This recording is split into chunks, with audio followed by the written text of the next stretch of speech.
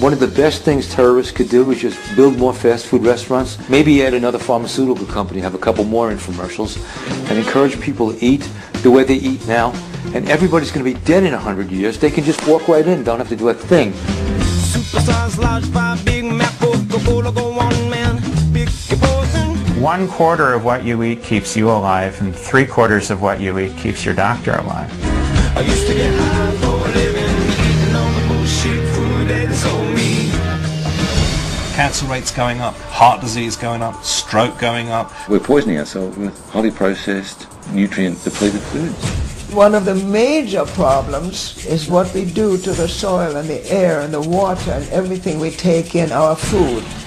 We, for whatever reason, decided we're going to spray everything with every kind of pesticide, herbicide, larvicide, fungicide. We decided we're going to genetically modify things we don't know anything about. Can we actually improve what has already been created? And the answer is maybe, but not the way we've been doing it. If you want to know what's wrong, look down at the table. It's staring back at you. Think of it as chronic malnutrition, because that's what's going on. But if we think we're going to go to the doctor and get a pill for everything, we've missed the whole point. We have been taught our whole lives to be consumers of modern medicine, which is pharmaceutical medicine. Good health makes a lot of sense, but it doesn't make a lot of dollars. Now, the drug industry has every right to make money, no question about that at all. The ethics, I think, need to be very closely watched. What the pharmaceutical companies are doing may not necessarily be in the interest of our population. You can be as sincere, and you can be sincerely wrong. Approximately 106,000 Americans die from pharmaceutical drugs each year. And these are people who took the medication as directed. There's a lot more turning to alternatives because what's being done beforehand doesn't work. There is no magic bullet, but there is a lifestyle change that reverses serious chronic disease. It's cheap, it's simple, it's safe, it's effective. The solutions are here. They've always been here. Every single person in the world, every culture, every language, every person in the world knows it. You are what you eat. Food does matter.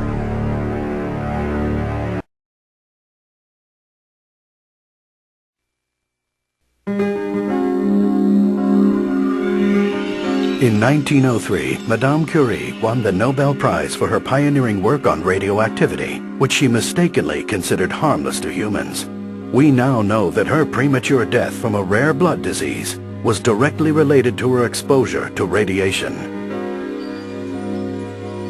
Lead was a common ingredient in house paint and other household items until scientists fully understood the deadly effects of lead poisoning.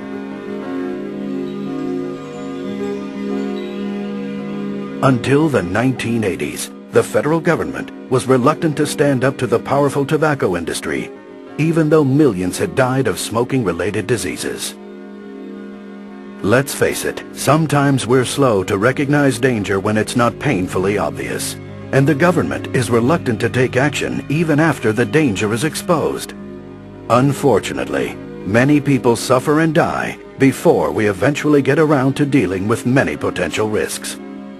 And in spite of the fact that we have curtailed smoking, regulated harmful pesticides in agriculture, reduced the kind of chemicals we use in food and household products, decreased dangerous toxins that pollute our air, many diseases are on the rise, including Parkinson's, Alzheimer's, and some forms of cancer. Why? Well, many scientists believe we're under assault by another form of common pollution we may have underestimated. Invisible, odorless, silent, and potentially deadly. This form of pollution is everywhere. You can't escape it. Electromagnetic frequencies, EMFs, produced by most electrical devices, appliances, and the high-voltage power lines that surround us. Electromagnetic radiation, emitted by most wireless devices, and microwaves, the same energy frequencies we use to cook food in microwave ovens. But your microwave oven isn't the only source of pulsing microwave radiation that assaults you every second of every day. television, telephone, and computer signals are transmitted by microwaves. Even some automatic garage door openers use microwaves to operate. Some environmentalists call this proliferation of EMFs electropollution, and one United States government agency warns that the levels Americans are exposed to every day without even being aware of it may be dangerous. The fact is, you, your loved ones, your children, are exposed to 100 million times more EMFs, electromagnetic radiation, and microwaves than your grandparents. And now, one source of electropollution has become an increasingly integral part of our lives. Up close and personal, the cell phone. In 1993, the first lawsuit was filed against the cell phone industry by a man who claimed his wife's brain tumor was caused by cell phone use, a brain tumor shaped exactly like her cell phone antenna. The resulting publicity prompted the cell phone industry to fund a $25 million study to prove that cell phones were safe. They hired Dr. George Carlo, a highly respected public health scientist, to conduct the research. Dr. Carlo's study was thorough and conclusive, proving just the opposite of what the cell phone companies wanted. In fact, Carlo found a strong connection between cell phone use and brain tumors, neurological disease, and genetic damage. The scientific evidence is mounting daily. Brain cancer is up 25% since cell phones became popular. Every year, there are 183,000 more cases in the U.S. alone. And this may just be the beginning. Like smoking and lead poisoning, the damage from electropollution is cumulative and may take years, even decades, to reveal itself. But every exposure may adversely affect your health. Several renowned neurosurgeons believe radiation from cell phones and other mobile devices are directly related to the 21% increase in brain tumors in children. Children and teenagers are at greatest risk from electropollution damage because their skulls are thinner, they have more brain fluid, and their bodies are not fully developed. How much time does your child spend on the cell phone every day? And how will the constant barrage of electromagnetic radiation from cell phone use affect your child's health in 5 years, 10 years, 20 or more years? And if you think using a hands-free set reduces your risk of exposure to deadly radiation, think again. According to research commissioned by Britain's Consumer Association, conventional hands-free sets may actually increase electric field strengths inside a user's head by 3.5 times. It appears that the headset wire acts as a concentrating aerial that attracts and channels radiation toward the head, not just from your cell phone, but from all sources of EMFs, electromagnetic radiation, and microwaves in the vicinity. In a recent study, neurosurgeons at Lund University in Sweden proved conclusively a link between radiation emitted from cell phones and brain damage. The researchers attached cell phones to the cages of rats and exposed them to intermittent electromagnetic radiation for only 2 hours, emulating typical cell phone use. 50 days after that single 2-hour exposure, the rat's brain showed significant blood vessel leakage, as well as areas of shrunken, damaged neurons. Researchers concluded that if human brains are similarly affected, the damage could produce significant long-term mental deficiencies.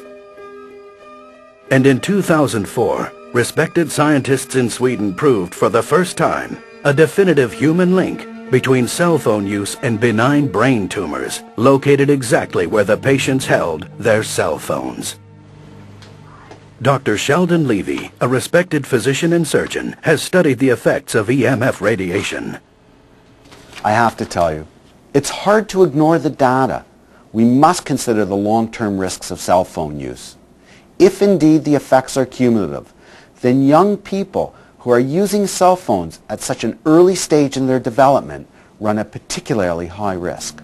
But cell phones aren't the only culprit. Scientists have become increasingly concerned about the potential risks involved in exposure to low-level microwave radiation from microwave ovens. Keep in mind, like all forms of radiation, you may not see or feel the microwaves that escape your microwave oven. But don't underestimate the power of this insidious form of electropollution. Just think, it only takes about a minute to boil a cup of water in a microwave oven. Disconcerting when you consider the human brain is 90% water.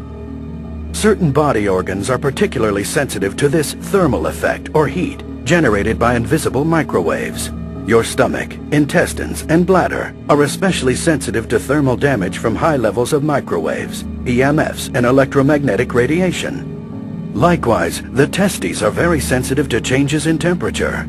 Exposure to high levels of microwave energy can alter or kill sperm, producing temporary sterility. According to one study, men who kept their cell phones in their pockets experienced a 35% reduction in sperm count. And there is no escaping this invisible menace. Electropollution is not limited to cell phones and microwave ovens.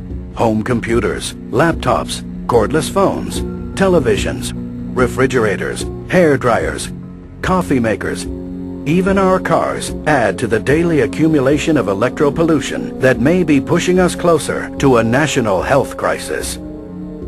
Do you or your children use a laptop computer or a video game console? Do you use these devices on your lap?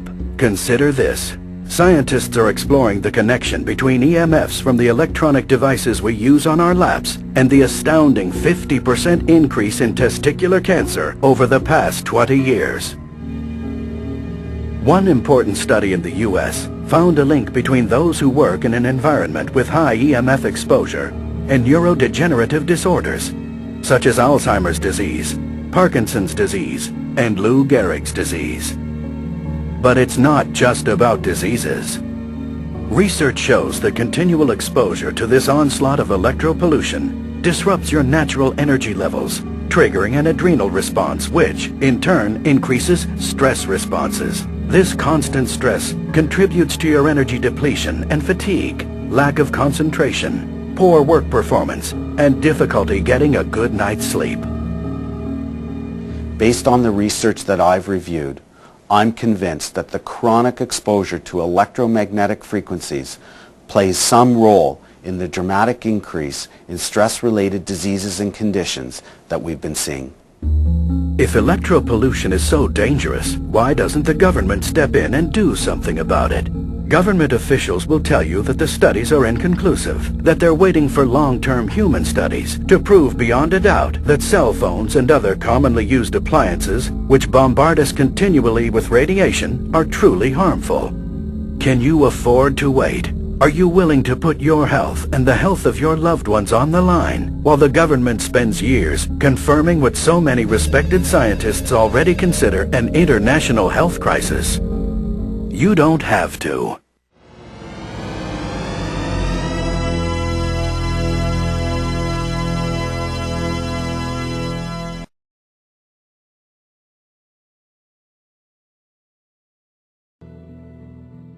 One of the facts of American life these days is that many prescription drugs are now household names. Both doctors and the public want to reach for the newest prescription drug.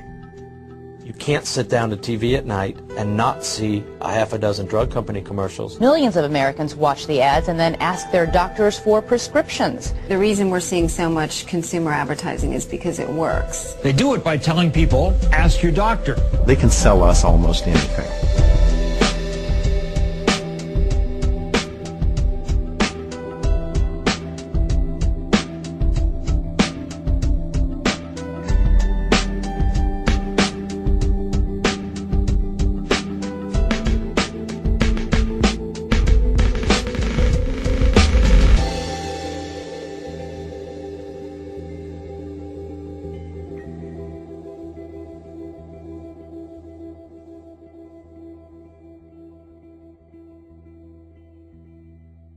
With Celebrex, I will play the long version. Ask your doctor if Celebrex is right for you. Any doctor can tell you about patients that come in with a list of medications that they want. They clearly all came from advertisement that they see on TV. And if you watch the evening news, for example, it's all advertisement for prescription drugs. You often feel distracted, disorganized, restless, unable to finish things. Like the channel keeps changing in your mind and you can't control the remote. You guys have any thoughts? If you felt these symptoms your whole life, you may have adult ADD. So in other words, a person who is not yet a patient, who is actually feeling quite good, sits down to watch the evening news, and after seeing a few commercials, says to him or herself, you know, I'm not quite as healthy as I thought. Got to remember that appointment tomorrow. Did I send the car payment? What made me volunteer for that assignment? Introducing Lunesta, a sleep aid that can give you and your restless mind the sleep you need. I can't help but think that there are millions of Americans who are taking drugs that they probably don't need and may be even harmful. That they're being convinced, and their doctors are being convinced, that they should take lifelong drugs that probably are of no net benefit and may be of net harm. While direct-to-consumer advertising remains the most visible aspect of the drug industry's overall marketing approach, the real story lies behind the television screens. Invisible to most consumers, the majority of pharmaceutical promotion is still directed at medical professionals. Increasingly, drug companies are pushing their brands at medical conferences and in medical journals. In addition, there are close to 100,000 industry sales representatives who spend countless hours visiting hospitals and physicians' offices and leaving behind branded items to remind both doctor and patient who they are and what they're selling. No matter where you spend money in pharmaceutical promotion, whether it's within sample distribution, educational programming, non-educational programming, champagne, brunches, happy hours, New York Jet tickets, no matter where you spend the money, you make money. And my boss always told me, don't worry about it. There'll always be more funding.